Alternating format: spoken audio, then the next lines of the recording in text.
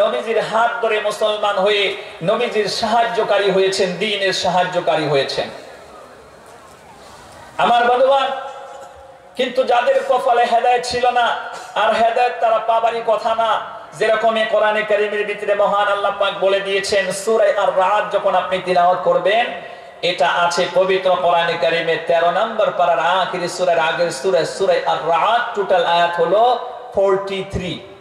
এখানে 11 নম্বর আয়াতে আল্লাহ পাক বলছেন, আল্লাহ রাব্বুল আলামিন বলেন, ইন্নাল্লাহা লা ইউগাইয়িরু মা বিকওমিন হাত্তা ইউগাইয়িরু মা বিআনফুসিহিম, not change the condition of the people until the sense what is in themselves।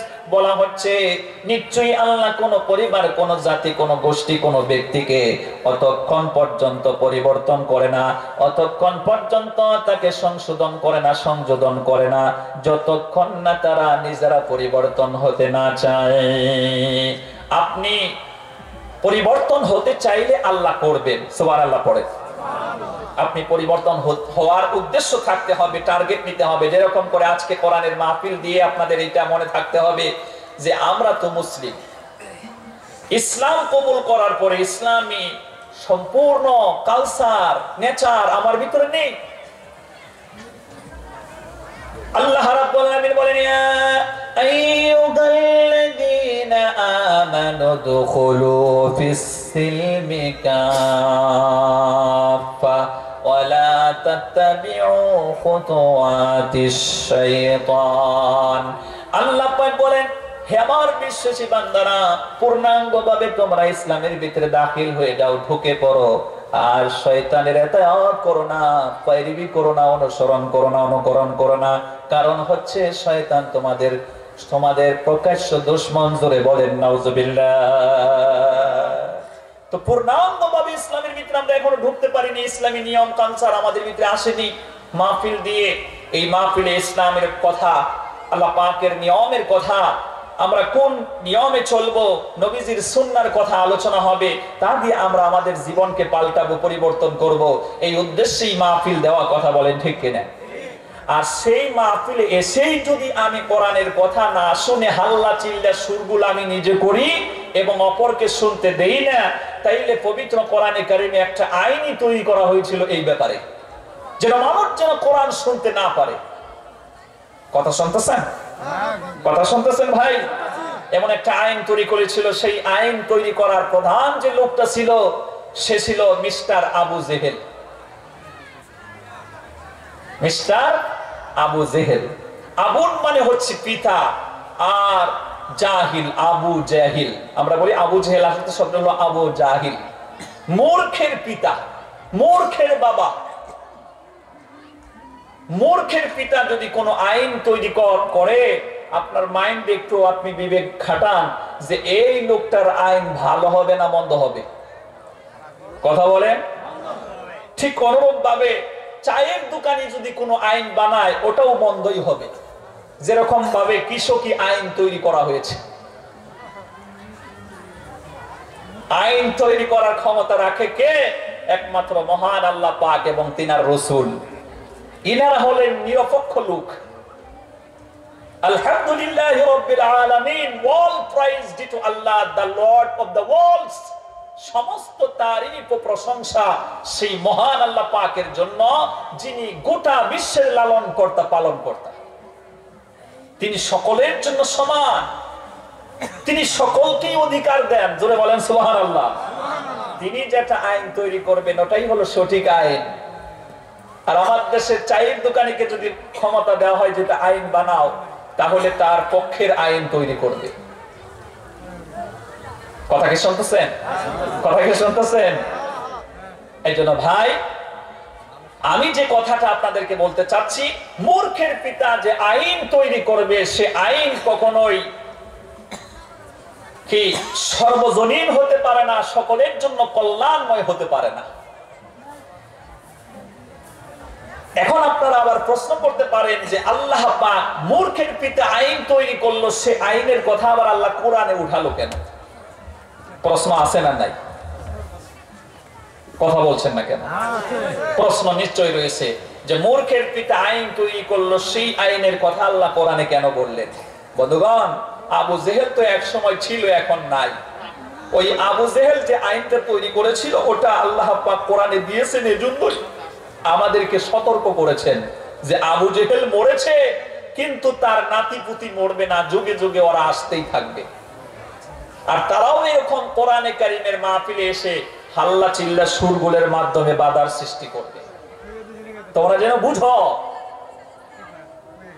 আল্লাহ রাব্বুল আলামিন বলেন ওয়াকালাল্লাযীনা কাফারু লা তাসমাউ লিহাযাল কুরআন ওয়ালগাউ ফীহি লাআল্লাকুম তাগলিবুন।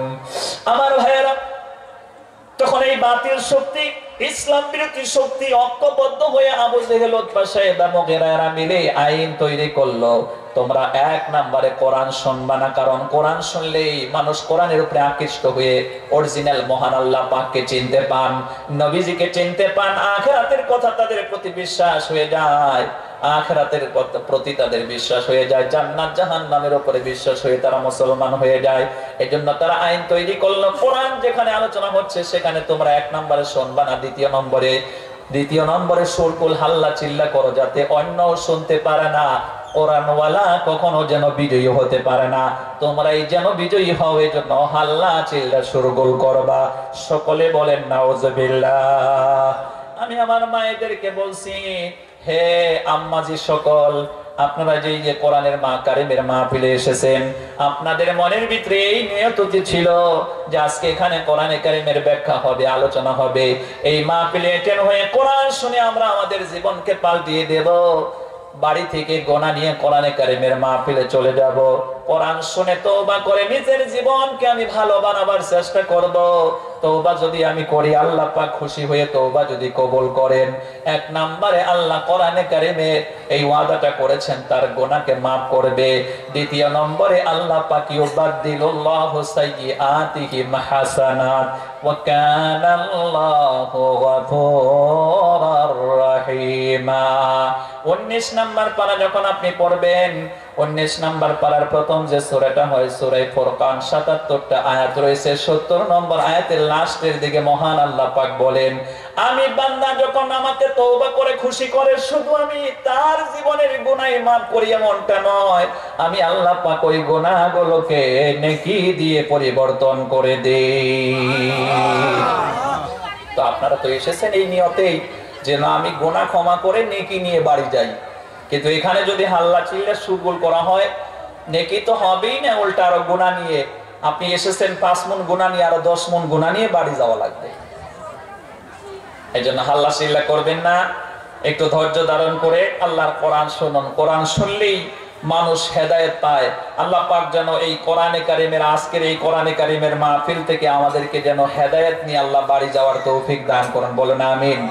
একটু জিকির করেন, সুবহানাল্লাহ ওয়ালহামদুলিল্লাহ ওয়া লা ইলাহা ইল্লাল্লাহ, লা ইলাহা ইল্লাল্লাহ, লা ইলাহা ইল্লাল্লাহ, সুবহানাল্লাহ ওয়ালহামদুলিল্লাহ ওয়া লা ইলাহা ইল্লাল্লাহ, লা ইলাহা ইল্লাল্লাহ, লা ইলাহা ইল্লাল্লাহ, সুবহানাল্লাহ ওয়ালহামদুলিল্লাহ ওয়া লা ইলাহা ইল্লাল্লাহ, লা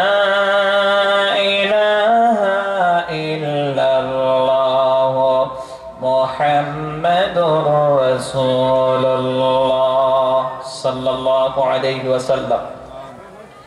আমার সম্মানিত ভাই এবং সুধী মণ্ডলী, আমি আপনাদের সম্মুখে পবিত্র কোরআনে কারীম থেকে প্রথম যে আয়াত তিলাওয়াত করেছি, সেই আয়াতটা হচ্ছে পবিত্র কোরআন 21 নম্বর পারা সূরা লোকমান 34টা আয়াতের এই আয়াত সংখ্যা হচ্ছে 12। 12 থেকে আমি শুরু করব। এখানে যে কয়টা কথা আমি বলতে পারি আল্লাহ যেন আমাকে তৌফিক দেয়, যতটুকু আমি সময় পাবো বা আমাকে সময় নির্ধারিত করা হয়েছে সেই সময়টুকুনের ভিতরে কোরআনে কারীমের এই 12 নম্বর সূরা লোকমানের 12 নম্বর আয়াত থেকে আমরা নিচের দিকে কিছু কথা আলোচনা করব এবং শুনবো। বলুন ইনশাআল্লাহ। আপনাদের কি ঘুমে ধরেছে?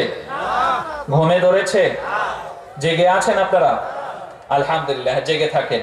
আজকে অন্যদিন ঘুমিয়ে আমরা আরাম করি, আজকে শারীরিক আরাম আমরা করি।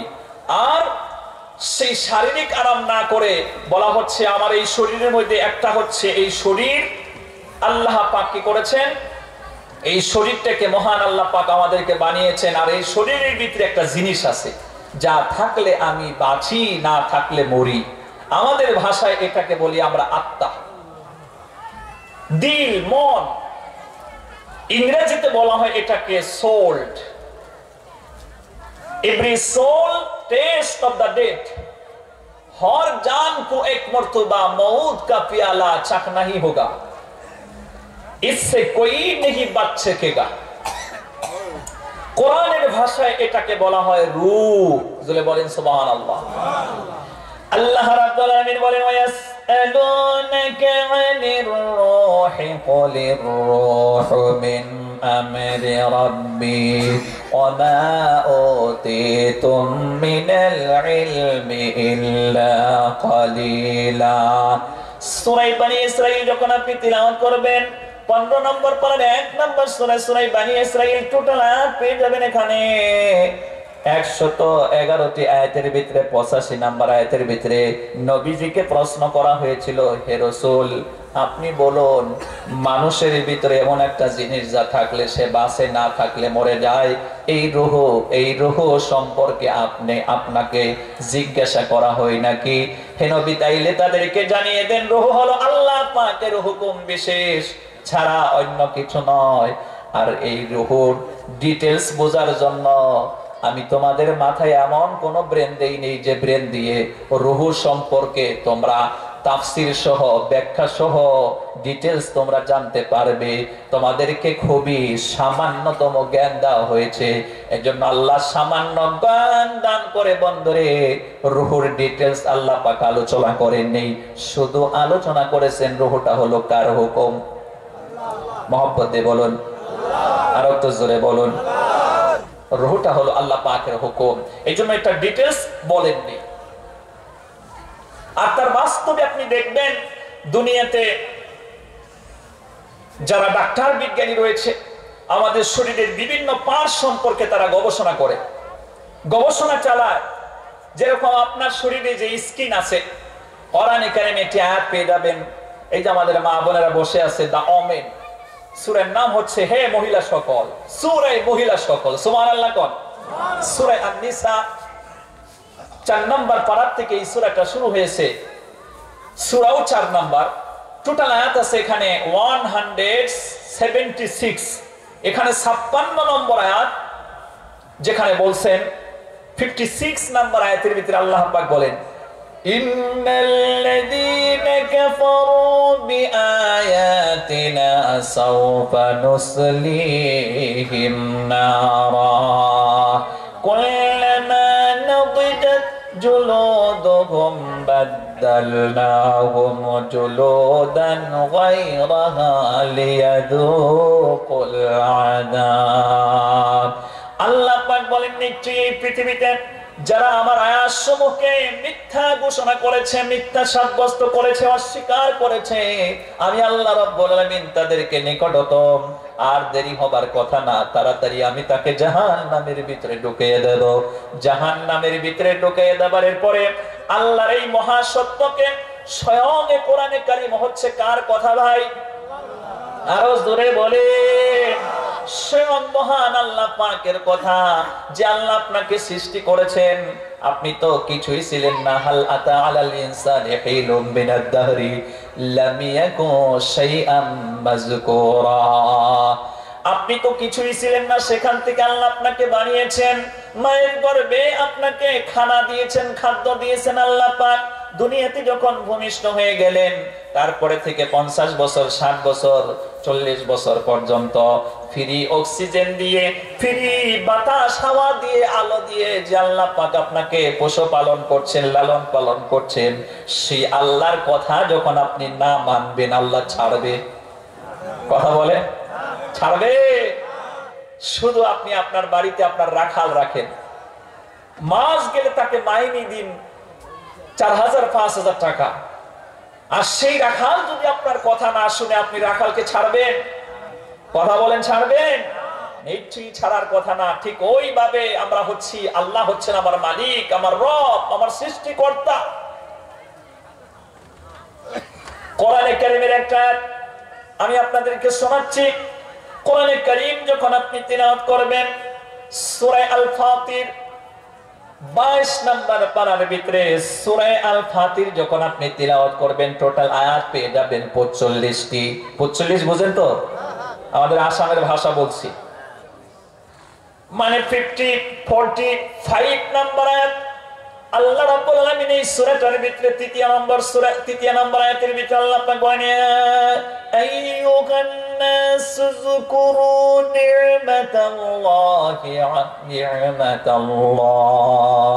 হাল মিন খালিকিন গায়রুল্লাহি ইয়ারযুকুকুম মিনাস সামাই ওয়াল আরদ লা ইলাহা ইল্লা হুয়া فأنا تؤفكون। আল্লাহ পাক বলেন, তোমার রবের হে গোটা বিশ্বের মানব মণ্ডলী, ইয়া আইয়ুহান নাস যুকুরু নি'মাতাল্লাহি আলাইকুম হাল মিন খালিকিন গায়রুল্লাহি ইয়ারযুকুকুম মিনাস সামাই ওয়াল আরদ।